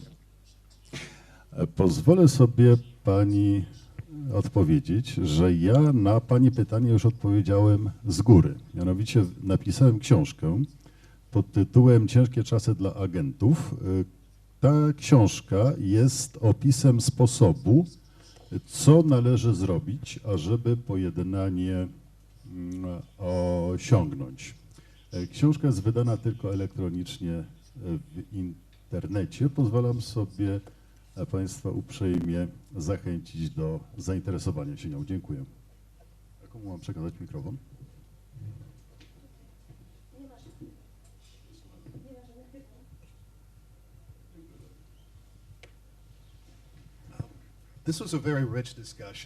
Dyskusja była bardzo bogata. Mam wiele pytań. Chciałbym nawiązać do dwóch kwestii. Jestem ciekaw, co Państwo mają do powiedzenia na ten temat. To nie jest forum, żeby rozmawiać o etyce, pamięci, pojednania, ale mamy tutaj pojęcie amnestii i amnezji. To się często pojawia w literaturze. Jeżeli zatem mówimy o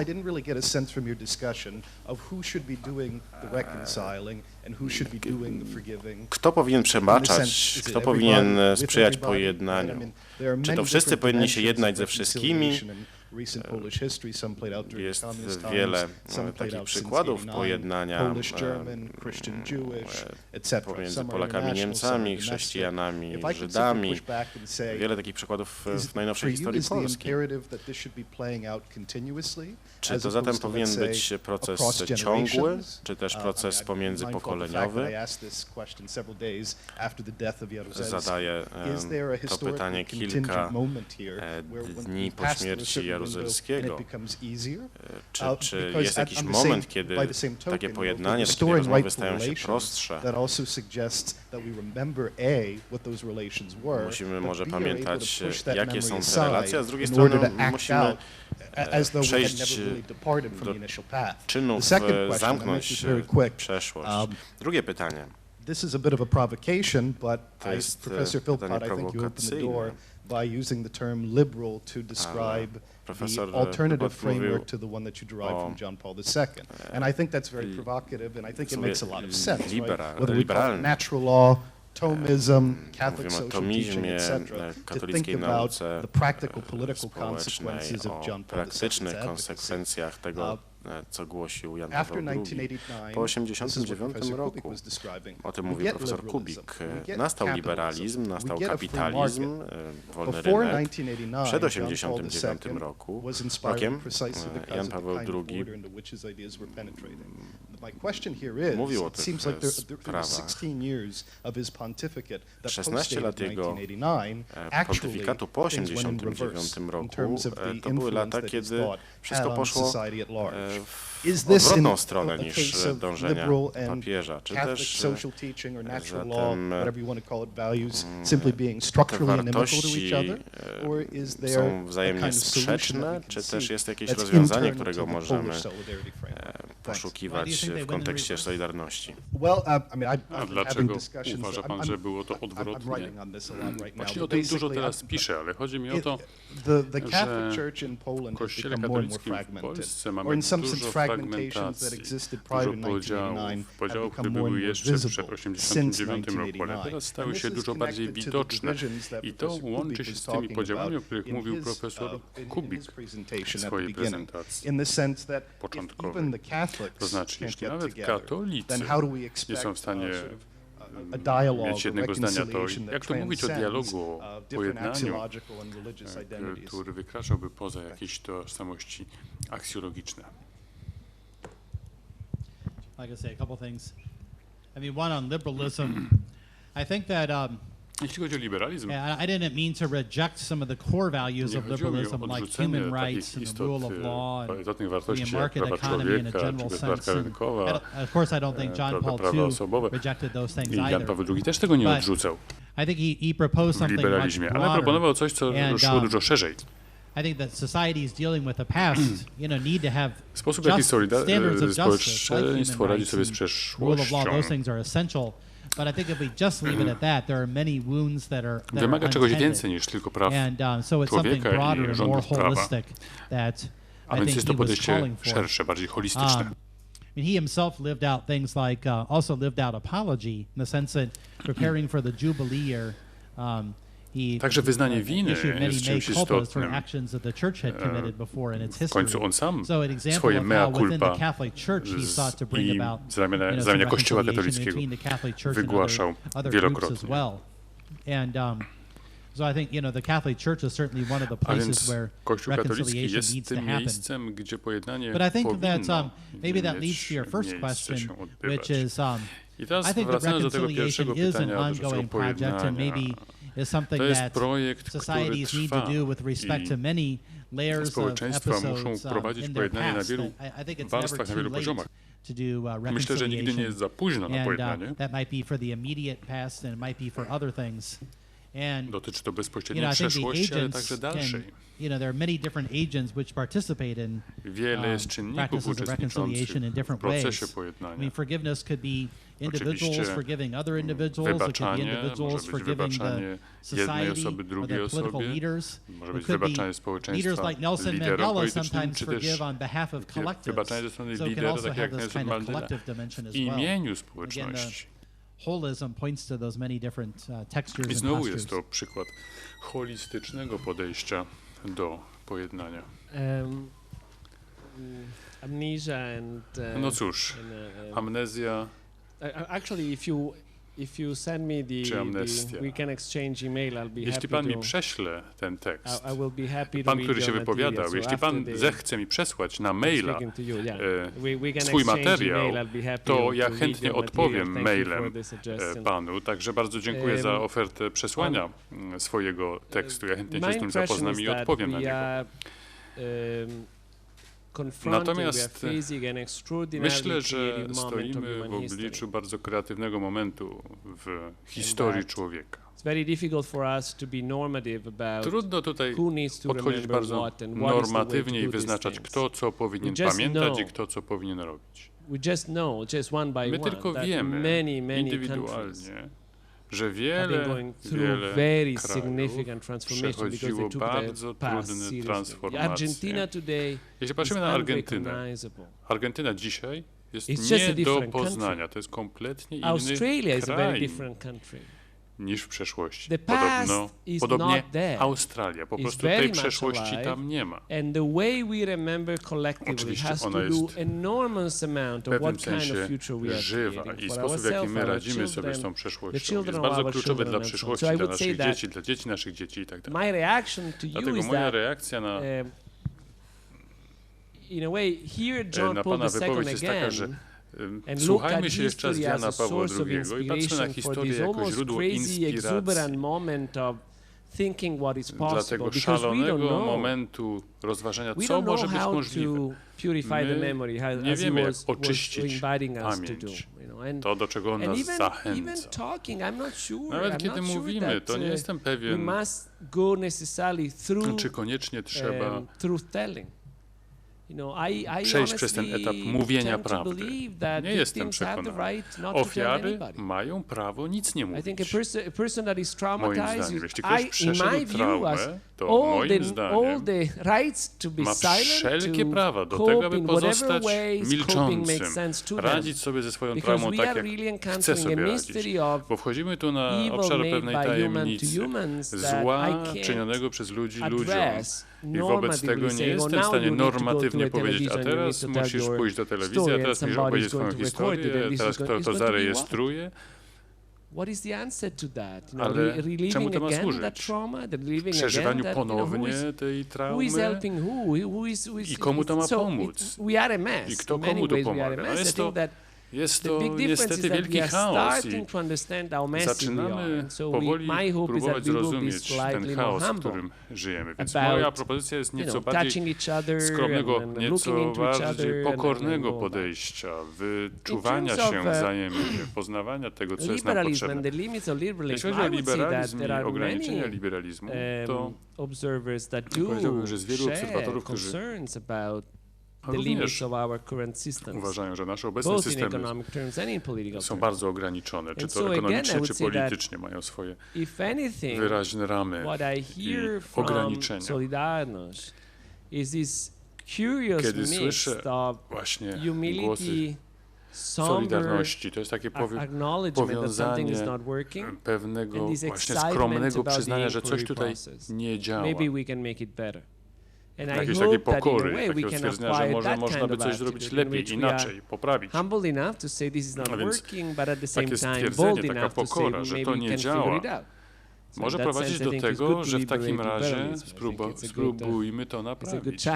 I to jest przejaw liberalizmu, to jest dobre wyzwanie. Is it getting easier with one way or another of dealing with the past? Jak podejść do przeszłości? Właśnie zakończyłem książkę na ten temat. Czy to się robi prostsze, czy trudniejsze? Ja myślę, że trudniejsze. Przykład hiszpański jest tutaj doskonały. Teraz wiele rzeczy wychodzi na jaw. Teraz pojawia się nowe pokolenie młodych ludzi, którzy mówią, my nie chcemy amnestii i nie chcemy amnezji, chcemy pootwierać rany. I może to przeniesie tę debatę na wyższy poziom i może to doprowadzi do jakiegoś stałego, trwałego rozwiązania. Ale jeśli ja zapominam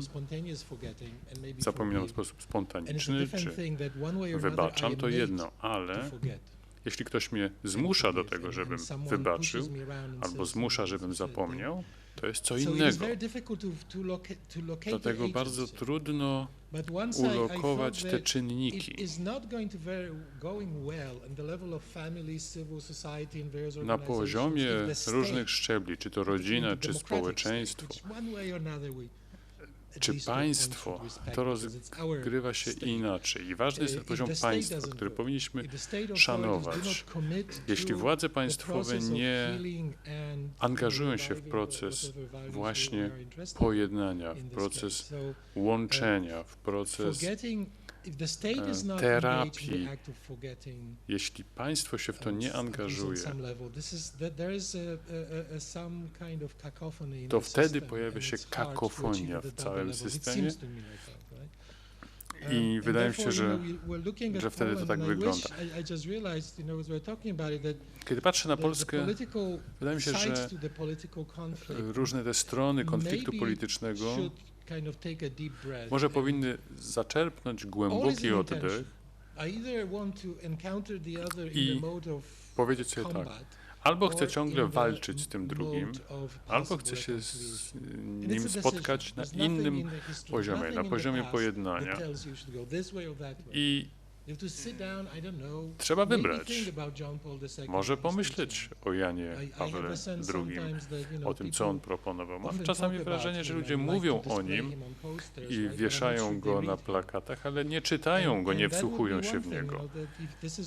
I jeśli takie jest jego właśnie przesłanie, to znaczy, że jest to istotne dla tej kultury. No i kolejna sprawa, kiedy ja spotykam się z myślami Jana Pawła II, a nie jestem katolikiem, jestem protestantem, jestem fanem Jana Pawła II niejako z zewnątrz, outsiderem. Kiedy zacząłem zastanawiać się nad Solidarnością, czytałem uważnie jego encyklikę, taką kluczową encyklikę dla Solidarności, mianowicie poświęconą pracy. I to jest tekst, w którym wprowadza koncepcję kluczową dla Solidarności. Jest to godność osoby. To się opiera na jego wcześniejszej pracy filozoficznej. I naprawdę powinniśmy pamiętać, że wówczas, w czasie pierwszego okresu Solidarności, to było niesłychanie żywe i później zapomnieliśmy o tym. Bądźmy szczerzy, gdzieś to wypadło. I teraz, po 20 paru latach, to jest pierwsza okazja, kiedy uczestniczę w czymś, co rodzi nadzieję. Wracamy do tych pierwotnych wartości, które gdzieś tam zostały zepchnięte pod dywan. Stały się nieistotne, a one są istotne i to jest wspaniałe. I dlatego musimy być gotowi do rozmowy ze sobą, a może wtedy będziemy mogli wybaczyć, ale zapominać moim zdaniem nie powinniśmy. Piotr Czekierta from Wrocław, west of Poland. Forgiveness and reconciliation is a very demanding program. Pojednanie to bardzo ambitny program dla obu stron i wymaga wielkiej odwagi i siły. Dlatego moje pytanie, ja uczestniczę w tym projekcie jako przedsiębiorca i największe pytanie moje to skąd czerpać siłę do wybaczenia? Skąd czerpać odwagę do wybaczenia? No to proste. Well, I think that the travel from Wrocław to Warsaw takes przyjechałem 6 hours. z Wrocławia i to zajęło mi 6 godzin, więc bardzo chciałbym uzyskać odpowiedź. So, I think that the human spirit is Myślę, że duch, natura człowieka jest niezwykle powerful. I think that we tend to potężna underestimate i nie doceniamy the capacity of siły humans to be human. I think that Solidarność is a moment in which ludzi, aby there is być this mutual invitation of ludzkimi. being more than the system seems to be expecting. Przejawia się to na I think that takim planie szerszym, aby być lepszym niż daje na to szansę system. Identify the ontology of your life is thinking, what is ontologii driving własnego us, what is życia, giving us life, to, and co so on. nas So I leave it napędza, to to, each co other jest to siłą respond to that question. napędową. I certainly know that what we are discovering in Natomiast general wydaje mi się, że to, co is that we odkrywamy actually live ogólnie, in each other's presence. to, że przecież żyjemy That w czasie when we are not teraźniejszym dla looking at siebie each other, we nawzajem. die. When we are not listening to each other, we die. Jeśli nie When we are słuchamy not siebie, paying attention umieramy. to each Jeśli nie other, we zwracamy die. na These siebie are uwagi, just what we umieramy. discover, Jeśli nie you know, słuchamy drugiej social osoby, psychology, w this tym is what momencie, we kiedy see mówi, with kids umiera. happening. I'm I widzimy, to się dzieje teraz powszechnie wśród dzieci. Ta nieobecność. Mówię nie tylko o Włochach, o Polakach, o różnych narodowościach, tylko mówię o pewnym doświadczeniu uniwersalnym, które teraz jest obecne. Kiedy mówimy o Solidarności, to jest to takie źródło nie tylko jak gdyby zewnętrzne, ale takie, które się odtwarza, odradza. Mutually invited. Ponieważ następuje to takie wzajemne zaproszenie. Jeden z powodów, dla których padły oklaski, kiedy powiedziałeś, że po raz pierwszy po 20 latach coś, co rodzi nadzieję, Solidarność. Myślę, że to dlatego, że z jakiegoś dziwnego powodu właśnie dzisiaj wieczorem zapraszamy siebie w jakieś inne miejsce. Mówimy do siebie w jakiś inny sposób.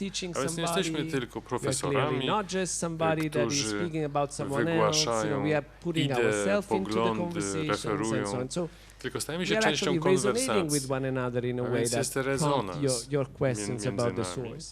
I stąd może właśnie może płynąć to źródło. To, co dla mnie jest fascynujące,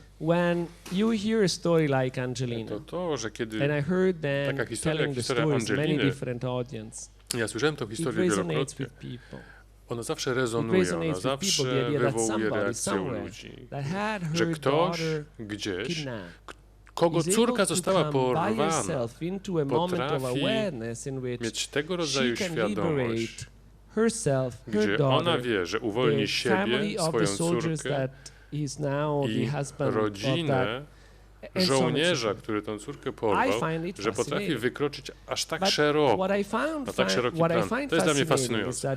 Fascynujące jest też to, że kiedy tę historię się opowiada, to we mnie ponownie odradza to źródło, ten powód, dla którego tu przyjechałem po raz pierwszy. A więc zachęca mnie do tego, żeby być lepszym, trochę bardziej ludzkim. Dlatego moja odpowiedź byłaby taka, że to źródło w nas tkwi, w każdym z nas. Można to nazwać duchem, sumieniem, na różne sposoby. Ale jest to wyraz tego rodzaju osobowości, który nie jest zamknięty, który nie jest leniwy. My zbyt często dajemy się lenistwu, nie nawiązujemy ze sobą dobrego kontaktu, nie dajemy sobie wyzwań. A Solidarność to był właśnie ten moment, kiedy ludzie poważnie siebie nawzajem traktowali, podejmowali ryzyko, to co się mówiło, traktowali poważnie i zaangażowali się w swoje życie, w tworzenie swojej historii, swojego państwa. I było w tym coś niesłychanie transformacyjnego, tworzącego nowe wartości, nowe możliwości. I myślę, że możemy ponownie pobudzić to źródło. To źródło tam jest, tylko że my zwykle do niego nie sięgamy. busy life in which everybody is looking Jesteśmy at it. zaganiani w naszym codziennym, bieżącym Nobody's życiu. looking anywhere and we are not listening Nie anymore. słuchamy tego, z kim rozmawiamy I think the i source tak is dalej, ready to ale give us myślę, what że we źródło tam jest i możemy do niego sięgnąć. It's a very good question. I mean, I think one thing that needs to be acknowledged is To that świetne pytanie i forgiveness myślę, is że difficult. trzeba pamiętać, że przede Can wszystkim be very wybaczenie difficult. I mean, jest it's not only looking at bardzo trudne, evil bo nie tylko injustice, stoimy w but obliczu looking at evil and injustice zła that was done to i oneself. niesprawiedliwości, ale także And zła i niesprawiedliwości, którego doświadczyliśmy is, sami. choosing Więc a kind of restorative route where to one jest might be wybranie well bardzo trudnej justified drogi, in choosing a gdzie much more można retributive route. stwierdzić, And in że some sense w zasadzie absorbing the wrong that was powinniśmy done to szukać one. jakiejś zemsty, zadośćuczynienia. Even while I choosing wybranie to innej drogi act jest in a way bardzo that is trudne. very potentially constructive. Mimo So iż ta druga where droga do you jest get the bardziej source to get the power to konstruktywna, do więc that? gdzie znaleźć na to siłę? Well, of course, John Paul II No was oczywiście thinking about that in Jan the Paweł light of the dużo Christian o tym faith. myślał, dużo o It tym says we mówił look to God, w ramach look to God. Some would even wiary argue that it's only with chrześcijańskiej, God, sięgał it's do only with Boga. the Niektórzy Holy mówią, że to Spirit tylko that one Bóg, że tylko could Duch Święty forgive. jest w stanie dokonać measure of wybaczenia, that nieść tą łaskę, if one tried to miłosierdzia, do that by oneself, a it samemu would be very, nie możemy tego very czynić, difficult to do. ponieważ jest to ponad In nasze his siły, nie letter jesteśmy w in stanie tego 2002, in dokonać. his message for the World Day of Peace, where W he meditated on 2002 forgiveness, roku w John swoim Paul II liście actually poses the question. Jan Paweł II He zadaje looks at pytanie forgiveness as a deeply Christian thing, but then he na poses the temat question: Would wybaczenia forgiveness make sense to i somebody if czy they were not looking wybaczenie at it in the Christian framework? byłoby istotne And dla his kogoś, answer was kto perhaps nie rozstrzyga surprising, tego w kontekście where he answered chrześcijańskim. I that odpowiedź była yes, he thought zdumiewająca. that Powiedział there was tak, a human sense, jest w tym coś kind of a human ludzkiego sense in which w forgiveness wybaczaniu. could make sense as well. Wybaczanie I mean, some of the ma głęboki sens And I've read dla człowieka very jako powerful takiego. stories of I people czytałem forgiving who were bardzo doing that from a głębokie secular perspective as well. opowieści o ludziach, Even though którzy I'm a właśnie w ramach Christian and think that nie that role of religijnych grace is quite important. Perhaps dokonywali it's tego something aktu analogous to wybaczenia. natural law, which you Więc być mentioned. może jest to Perhaps John Paul II prawie thought that there naturalne. was a Być może kind Jan of Paweł II sam natural uważał, law że jest sense, jakieś takie prawo a human level naturalne, at which one jakiś could taki grasp poziom forgiveness. ludzki, na So którym it's a pojmujemy challenging i thing podejmujemy to think about. I wybaczenie. think that Więc the może grace jest to dimension is a pretty big ciekawe advantage, though. wyzwanie, aczkolwiek miłosierdzie jest jeszcze większym wyzwaniem. Well, I'm not sure if I have much to add to this. Cóż, niewiele mogę dodać. Well, one thing occurred to me when we were speaking about it. Kiedy o tym rozmawiamy, słucham w skupieniu tego, co mówił Dalaj Lama. W buddyzmie jest również ta idea przebaczenia. Dalaj Lama mówił o swoich relacjach z rządem chińskim. Wiemy, co dzieje się w Tybecie. I mówił bardzo mocno o potrzebie nienawidzenia Chińczyków. Mówił Tybetańczykom dokładnie to samo, o czym tutaj rozmawiamy. 25 lat po upadku komunizmu powinno nam być łatwiej. Nie wiem, gdzie jest punkt wyjścia, od czego zacząć, może w życiu osobistym, może znalazłbym, jakbym przejrzał biografię jakiegoś sekretarza partii, który mi uprzykrzał życie i mógłbym do niego pójść, powiedzieć, no minęło 25 lat, pójdźmy dalej, wybaczam. Ale to nie jest łatwe. Jest we mnie wiele rzeczy, które naprawdę mi to utrudniają, ale te rozmowy na pewno pomagają. Zacząłem się zastanawiać, może po prostu powinienem to zrobić. Może najpierw trzeba to zrobić, a wykonanie tego kroku nada mu sens. Będziemy próbować. To jest bardzo praktyczne podejście. Wcześniej wspominałem już, że proces, który rozumiem lepiej niż inne, ten w RPA był dobrze stworzony odgórnie. Problemy były lokalne. Mandela mówił językiem przebaczenia, pójścia naprzód, ale był temu wierny, był zaangażowany w ten cały proces. Nie wiem, czy Wałęsa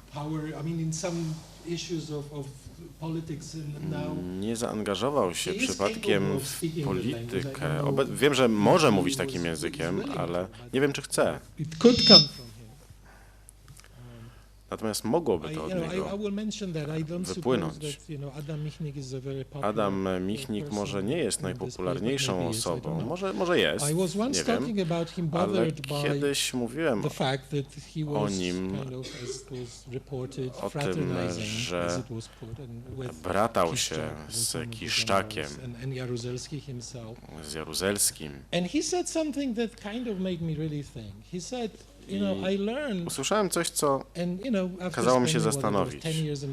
Po 10 latach w więzieniu stwierdził, że mam niezłą biografię antykomunistyczną. Nie podobał mi się komunizm, ale zawsze potrafiłem odróżnić między komunizmem a komunistami, ludźmi, a ludzie potrafią się zmienić. To jest taka myśl. Zawsze mamy wątpliwości, czy ci, którzy są naszymi wrogami, się zmieniają, czy tylko udają. Ale jeżeli nie wykonamy ryzykownego kroku, zakładając, że oni naprawdę mogą się zmieniać, w tym momencie nie ma postępu, więc może jest to ryzyko warte podjęcia. Może warto wykonać ten pierwszy krok. Nie wiem, czy zgadzają się panowie, że skrobiemy po powierzchu tak wielu tematów, ale niestety muszę już kończyć to spotkanie. Na zewnątrz czeka poczęstunek. Mamy jeszcze jakieś pytania? No, pytań jest wiele. Niestety, Emilio, z przyjemnością chciałabym je wszystkie usłyszeć, ale co mogę zaproponować? Wyjdźmy na zewnątrz, porozmawiajmy na zewnątrz już nieformalnie, ale wcześniej chciałam podziękować organizatorom i naszym gościom. Proszę jeszcze o oklaski dla wszystkich.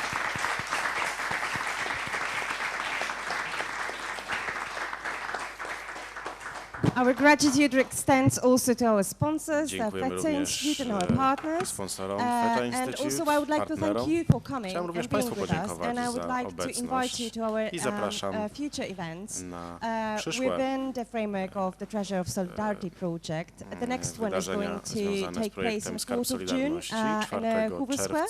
So please do come along. And once again, thank you very much. And I hope to see you soon. I dziękuję bardzo za uczestnictwo.